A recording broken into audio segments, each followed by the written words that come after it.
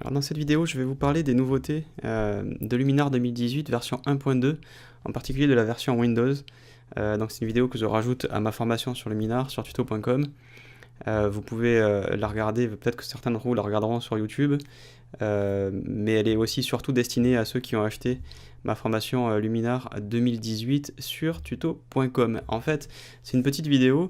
L'essentiel des nouveautés, c'est surtout un gros ajout de performance, une grosse optimisation en ce qui concerne la dérotisation, c'est-à-dire l'ouverture des fichiers bruts, et aussi tout le travail qu'on fait sur les fichiers bruts dans Luminar 2018. Donc si vous aviez une grosse machine, une grosse station de travail sur Windows, vous avez peut-être pas dû sentir que c'était un peu lourd et un peu long. Par contre, même avec une grosse station de travail, en général, ce qui était assez évident, c'était que l'ouverture des fichiers RAW était quand même assez longue. Donc là, je prends par exemple un fichier issu d'un A7 à 24 millions de pixels, et vous voyez que même si on le load pour la première fois, il n'y a pas de cache, c'est pas quelque chose que j'ai déjà fait, ça s'affiche quand même assez rapidement. Donc ça, c'est plutôt la bonne nouvelle. Et ensuite, le moteur d'affichage est quand même plus performant qu'avant, c'est-à-dire quand on fait des zooms, quand on zoome, quand on dézoome, quand on fait des pannes, c'est quand même aussi plus agréable qu'avant. Et aussi lorsqu'on fait des before after, donc des avant-après.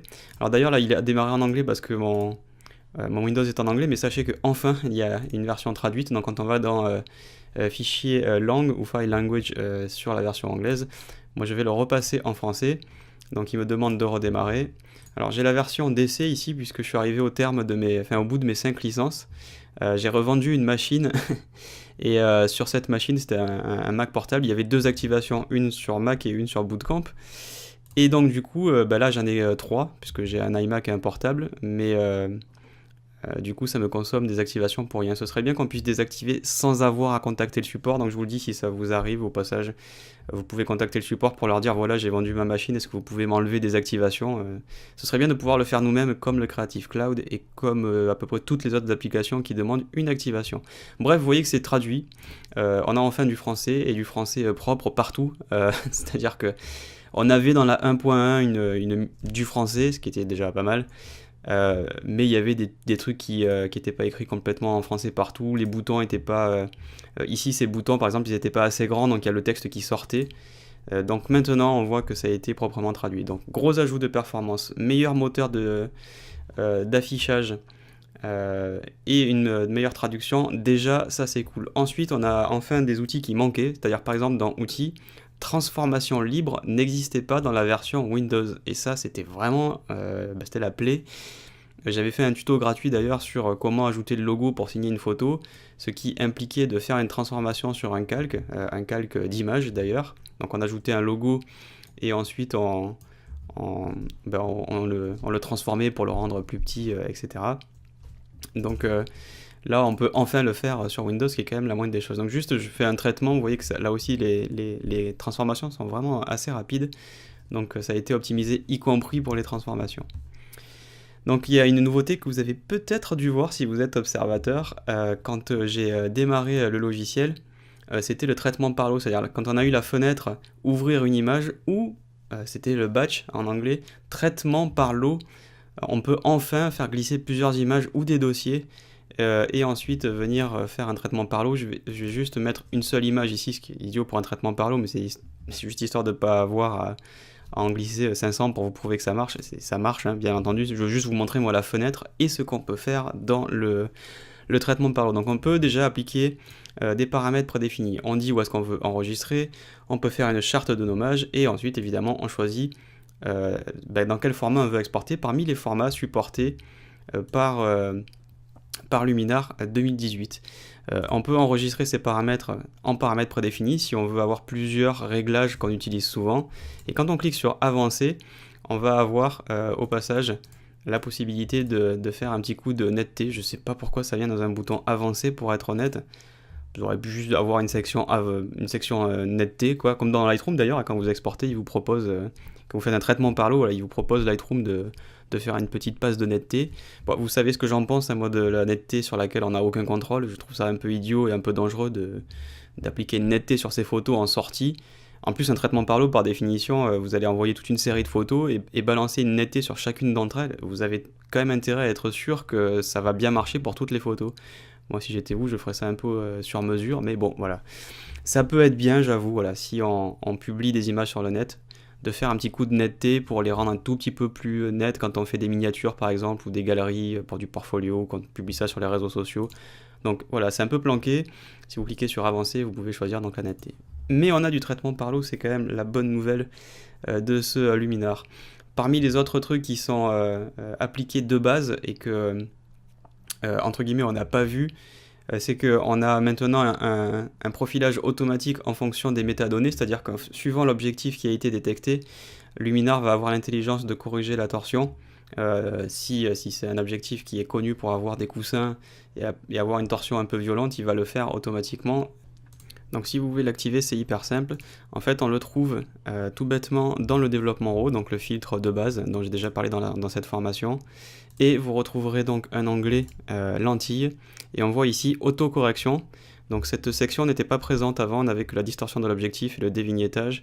Et d'ailleurs, je me souviens pas, parce que ça fait 6 mois que j'ai enregistré la vidéo, mais il me semble que j'ai probablement dit dans la vidéo, au moment de passer là-dessus, tiens, c'est quand même dommage de devoir faire ça à la main, parce que c'est pas évident. Ben maintenant, on peut cliquer sur distorsion de l'objectif, aberration chromatique et supprimer les franges, et ça va faire tout ça automatiquement, exactement de la même façon que Camera Raw et Lightroom, où c'est pas activé par défaut, mais en un clic, il reconnaît dans les métadonnées l'objectif utilisé, s'il est reconnaissable. Donc tous les objectifs un peu anciens, montés sur bague, etc. Bon, c'est évident que ça marchera pas, mais pour tous les objectifs actuels et modernes et qui se montent sur des DSLR ou sur des hybrides, il y a une communication qui se fait évidemment avec l'appareil photo et c'est un cri dans les métadonnées. Et j'imagine que Skylum a dû faire un partenariat avec les constructeurs de lentilles ou ont dû obtenir la base de données après expérimentation eux-mêmes, mais j'imagine qu'il y a dû avoir une forme de partenariat de la même façon qu'Adobe connaît automatiquement les caractéristiques des lentilles qui sont transmises par les fabricants, et à chaque fois qu'ils font une mise à jour Camera Raw, ils proposent de nouvelles compatibilités, aussi bien avec des nouveaux fichiers bruts, des nouveaux capteurs, que des nouveaux objectifs. Donc j'ai pas les renseignements sur comment ça marche en coulisses, mais j'imagine que c'est la même chose, en tout cas pour l'utilisateur. Quand on rajoute développement RAW, on a maintenant ces 3 options ici qui sont quand même les bienvenues. Ensuite, on a un autre truc qui est intéressant qui fait son apparition dans Windows, c'est voilà, le mode plein écran, où on peut travailler en appuyant sur F. On a la même chose dans Lightroom aussi, mais vous voyez que là aussi le moteur d'affichage est assez performant. On bascule de l'un à l'autre. Comme tout niveau de zoom qui change, vous voyez un traitement de l'image qui s'affiche. Ça ne vous empêche pas de regarder l'image, mais il y a juste un petit traitement supplémentaire sur la netteté qui se fait quand on zoome et qu'on dézoome. C'est pas encore au niveau de Lightroom à ce niveau-là, à savoir que Lightroom, une fois qu'il a vraiment calculé l'image et qu'il a écrit la preview sur le disque dur, quand on zoome et qu'on dézoome, il n'y a pas à attendre ne serait-ce c'était une seconde hein, pour avoir la version avec les pixels bien calculés, ce qu'on appelle la version à 100%, quoi.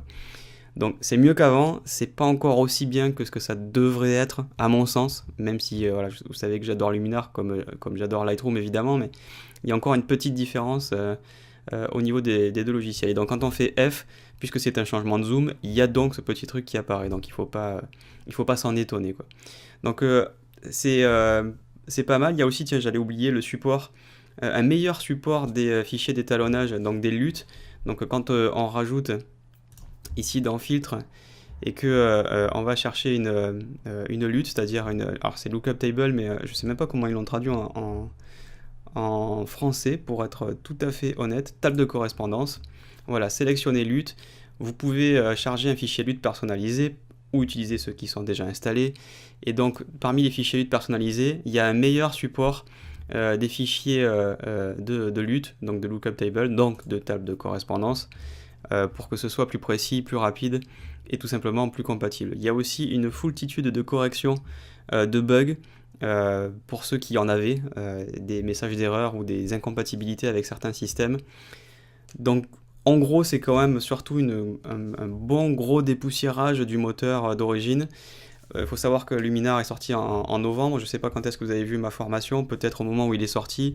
J'enregistre aujourd'hui début mai et ça fait 2-3 semaines, je crois, que la mise à jour a été poussée en 1.2. Donc c'est sorti mi-avril ou début avril. Donc on a quand même en gros 6 mois quasiment qui se sont écoulés. Et en gros, quasiment tout ce que l'on avait demandé, parmi le plus urgent, a été fait. Les mauvaises langues diront que bah, ce n'est que normal que ce soit optimisé, que ce soit rapide, et ce n'est que normal que la version Windows soit maintenant au niveau de la version Mac. Vous imaginez bien à l'époque si Adobe avait sorti un Lightroom Windows avec des trucs en moins par rapport à la version Mac, ça aurait fait évidemment beaucoup de bruit, quoi. Maintenant, voilà, Skylum, enfin ex-MacFun, n'est pas le même éditeur, c'est beaucoup plus petit, évidemment, c'est probablement pas les mêmes équipes, c'est évidemment pas le même budget. Je maintiens toujours mon avis, même avec cette version 1.2, même surtout après cette version 1.2, à savoir que pour le prix qu'ils en demandent, et pour autoriser 5 activations, donc vous pouvez l'utiliser sur 5 ordinateurs, c'est quand même un sacré rapport qualité-prix. Donc si en 6 mois ils ont réussi à faire tant d'efforts pour arriver à mettre à niveau les deux versions et faire une belle traduction et optimiser, je me dis pour les 6 mois qui arrivent et pour les 1 an du logiciel et pour, j'imagine, ce qui sera Luminar 2019, on ne peut être qu'optimiste. Et donc ils ont prouvé qu'ils pouvaient être de confiance et qu'ils faisaient un bon suivi du logiciel. Je continuerai à mettre à jour cette vidéo si besoin est, c'est-à-dire s'il y a vraiment des choses importantes qui sont poussées en mise à jour, des nouveaux outils, des nouveaux filtres, des trucs qui méritent d'être vus.